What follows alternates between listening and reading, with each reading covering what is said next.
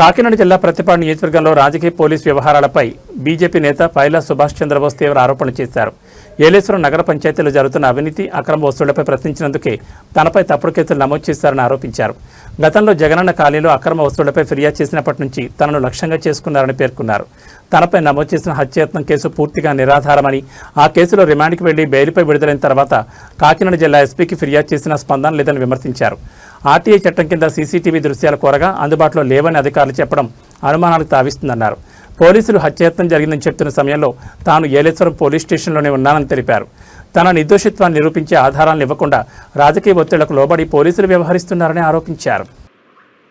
అందరికీ నమస్కారం అండి. నా పేరు పైలా సుభాష్ చంద్రబోస్. ప్రతిపాడు నియోజకవర్గం ఏలేశ్వరం అండి నాది. ఈరోజు నాకు జరిగినటువంటి అన్యాయాన్ని మీ ద్వారా రాష్ట్ర ప్రజల దృష్టికి, రాష్ట్ర ప్రభుత్వం దృష్టికి తీసుకెళ్లాలనే ఉద్దేశంతో ఈరోజు మీ అందరినీ ఆశ్రయించడం జరిగిందండి. మా ఏలేశ్వరంలో జరుగుతున్న అవినీతి మీద కొంతమంది మా ఏలేశ్వరం నగర పంచాయతీ పౌరులు నగర పంచాయతీ ఆఫీస్కి ఫిర్యాదు చేస్తే దాని మీద నగర పంచాయతీ అధికారులు ఇంకా ఏమీ స్పందించలేదని నా దృష్టికి తీసుకువస్తే నేను నగర పంచాయతీ అధికారులకి అక్కడ జరుగుతున్న అవినీతి జరుగుతుంది, ఇంటి పన్నులు వేయిస్తానని చెప్పి డబ్బులు తీసుకోవడం, హౌసింగ్ లోన్లు ఇప్పిస్తానని డబ్బులు తీసుకోవడం ఇవన్నీ జరుగుతున్నాయని చెప్పేసి నగర పంచాయతీ అధికారులని ప్రశ్నిస్తే నగర పంచాయతీ అధికారులు ఈ ప్రజల వద్ద తీసుకున్న రిప్రజెంటేషన్ ద్వారా పోలీసు వారి దగ్గర నుంచి ఎవరైతే డబ్బులు వసూలు చేస్తారో వారికి ఒక నోటీస్ ఇవ్వడం జరిగిందండి.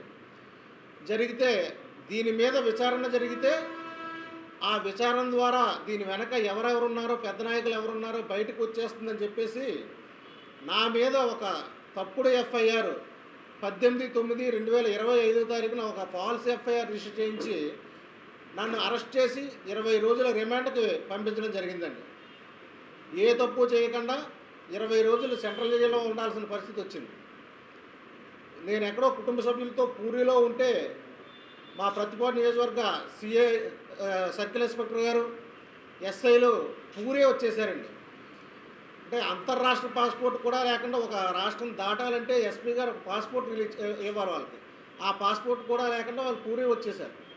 అక్కడి నుంచి బై లక్ బై మిస్టేక్ వాళ్ళు చేయడం వల్ల నేను అక్కడ బయలుదేరిపోయిన తర్వాత, పూరి నుంచి బయలుదేరిపోయిన తర్వాత వాళ్ళు అక్కడికి రావడం, నేను ఆ టైంకి మళ్ళీ నేను బయలుదేరిపోవడం వల్ల వైజాగ్లో ఉంటే వైజాగ్ జూలో చిన్నపిల్లలతో నా పిల్లలతో ఉంటే కుటుంబ సభ్యులతో వైజాగ్ నుంచి ప్రతిపాడు సిఐగా తీసుకొచ్చి రిమాండ్ పంపించడం జరిగిందండి. రిమాండ్ అయిపోయిన తర్వాత బయటకు వచ్చిన తర్వాత బెయిల్ మీద బయటకు వచ్చిన తర్వాత జిల్లా ఎస్పీ గారిని కలిశాను నేను.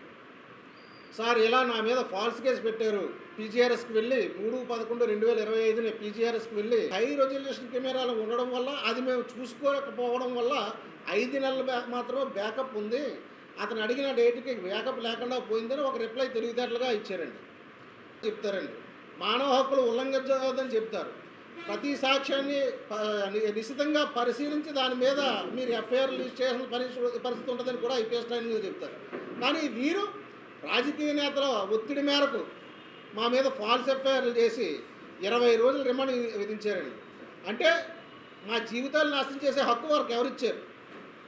అంటే వారి దగ్గర ఎఫ్ఐఆర్ వేసే అధికారం ఉంది కదా అని చెప్పేసి ఫాల్స్ కేసులు పెట్టుకుంటూ పోతే మాలాంటి అభాగ్యులు వీళ్ళందరూ కూడా మేము శిక్షలు అనుభవించేసి మా జీవితాలను మేము కోల్పోవాలా? ఇటువంటి వ్యక్తులు ఉద్యోగంలో ఉంటే మాలాంటి వారి పరిస్థితి ఏంటి?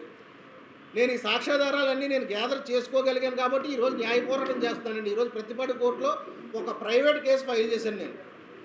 ఇలా డిపార్ట్మెంట్ ఎస్పీ గారు, ప్రతిపాడు సిఐ గారు, ఏలేశ్వరం ఎస్ఐ గారు, అన్నవరం ఎస్ఐ గారు, ప్రతిపాడు ఎస్ఐ గారు వీళ్ళందరూ తప్పు చేసి వీళ్ళందరూ కలిపి ఒక ఫాల్స్ కేసుకి నాకు ఇచ్చేసి నన్ను అరెస్ట్ చేశారు కాబట్టి ఒక ప్రైవేట్ కంప్లైంట్ ఈరోజు ఫైల్ చేయడం జరిగింది. దాన్ని ముందుకు నేను తీసుకొస్తున్నానండి. దానికి వారు సమాధానం చెప్పాల్సి ఉందండి. అంటే ఆ సీసీటీవీ ఫుటేజ్లు ఇస్తే మా మీద మేము తప్పుగా కేసు పెట్టినట్టు తెలిసిపోద్దనే ఉద్దేశంతో సీసీటీవీ ఫుటేజ్లు ఇవ్వకుండా అలా కాలయాపన చేస్తూ వచ్చారండి. ఇది ఒక సబ్జెక్ట్ అండి. నేను ఏదైతే పీజీఆర్ఎస్కి వెళ్ళానో ఆ పీజీఆర్ఎస్కి అటెండ్ అయిన రోజు నాకు అప్లికేషన్ తీసుకోలేదు కాబట్టి నేను ఆ రోజు పీజీఆర్ఎస్ దగ్గరికి వెళ్ళిన రిసెప్షన్ కౌంటర్లో రిజిస్టర్లో నా పేరు నమోదు చేసి సంతకం పెట్టించానండి. నేను దాన్ని ఆర్టీఐ ప్రకారం నేను పీజీఆర్ఎస్కి వచ్చాను, మీరు నా రిప్రజెంటేషన్ తీసుకోలేదు కాబట్టి పీజీఆర్ఎస్ యొక్క కాపీని నాకు ఇప్పించండి చెప్పి అడిగానండి. అడిగి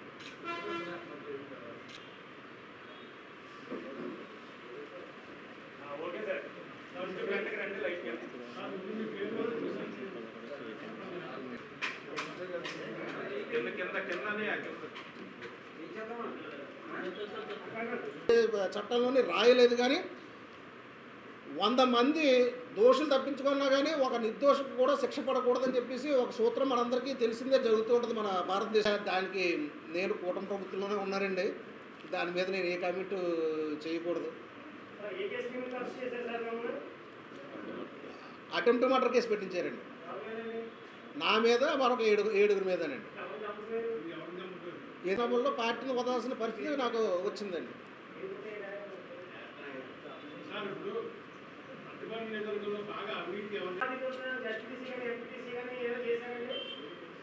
అంటే మా ఫాదర్ మున్సిపల్ చైర్మన్ చేశారు, మా ఫాదర్నే ఇప్పటివరకు పోటీ చేయించుకుంటూ వచ్చారు. నేను డైరెక్ట్ ఎలక్షన్కి ఇంకా ఏమీ పోటీ చేయలేదండి.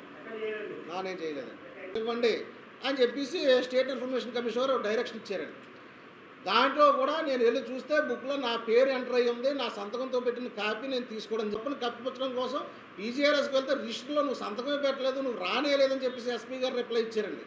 దాంట్లో నేను వెళ్తే సెకండ్ అప్పీల్కి వెళ్ళిన తర్వాత దాంట్లో నా పేరు సంతకం ఉంది. అంత తప్పుగా మన జిల్లా ఎస్పీ గారు ఒత్తిడికి ఆయన లోన్ అయ్యి మా మీద తప్పుడు కేసులు పెట్టించడం జరిగింది. ఒక ఐపీఎస్ ట్రైనింగ్లో ఎవరైనా సరే వ్యక్తిగతంగా కానీ, కులాలకు ఆధారంగా కానీ, మతాల